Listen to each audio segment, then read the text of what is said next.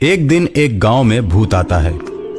देखता है कि सभी गांव वाले बहुत गरीब हैं। किसी किसी के यहां तो शाम का खाना भी नहीं रहता। बच्चे भूखे पेट सोते हैं।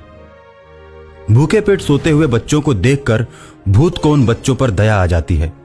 वो सोचता है क्यों ना मैं इनकी परेशानी को दूर कर दूं। हो सकता है अच्छे कर्म करने से मुझे भी भूत के जीवन से मुक्ति मिल जाए। ये सोचकर भूत हवा में उड़ने लगता है और गांव में पैसों की बारिश शुरू करने लगता है। गांव में पैसे बरसते हुए देखकर गांव के सभी लोग खुश हो जाते हैं और पैसे लूटने लगते हैं। गांव वाले बहुत सारा पैसा लूटते हैं। गांव वालों के घरों के छत पर भी पैसे ही पैसे होते हैं, आंगन में भी पैसे होते हैं। भूत पूरे गांव को अमीर बना देता है। गांव सुखी हो जाता है।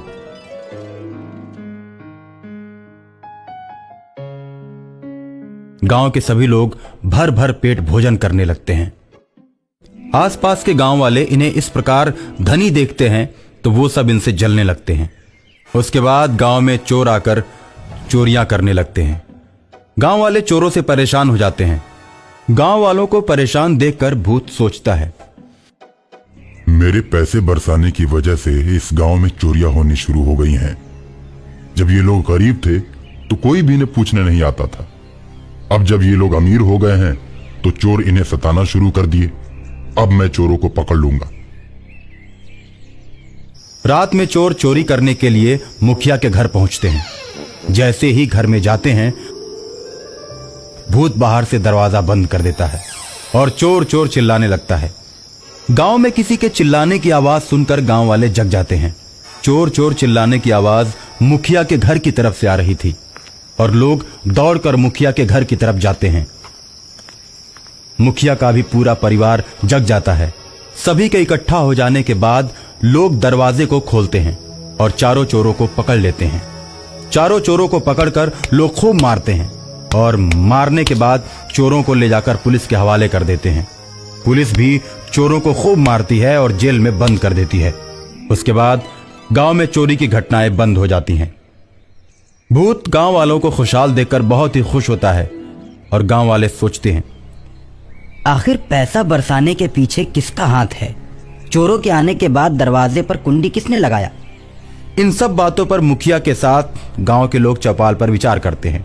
दरवाजे पर कुंडी तो मेरे परिवार के किसी सदस्य ने नहीं लगाया।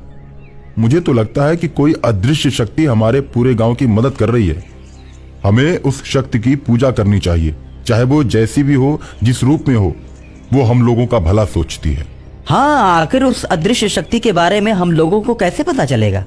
लोग अभी बात कर ही रहे होते हैं कि भूत प्रकट हो जाता है और कहता है, मैं इसी गांव में रहने वाले रामदीन का लड़का हूं। कुछ वर्षों पहले स्कूल से आते समय एक प्रेत ने आम के बगीचे में मुझे मार दिया था। उसके बाद मैं भूत बन गया। मैं हमेशा अपने गांव के भले की बात सोचता हूं और गांव में मैंने ही पैसे बरसाए हैं। चोरों को पकड़वाने में भी मेरा ही हाथ है। मैंने ही कुंडी लगाई थी। वो अदृश्य आत्मा जिसके बारे में तुम लोग चर्चा कर रहे हो, वो मैं ही हूं। भूत के मुंह से ऐसी बातें सुनकर सभी भूत का पांव पकड़ लेते हैं और उसकी आत्मा की मुक्ति के लिए बहुत बड़े यज्ञ का आयोजन करते हैं। बहुत से विद्वानों को बुलाकर मंत्र द्वारा उसकी आत्मा को मुक्त करवा देते हैं और भूत खुशी खुशी सदा के लिए ईश्वर के पास चला जाता है।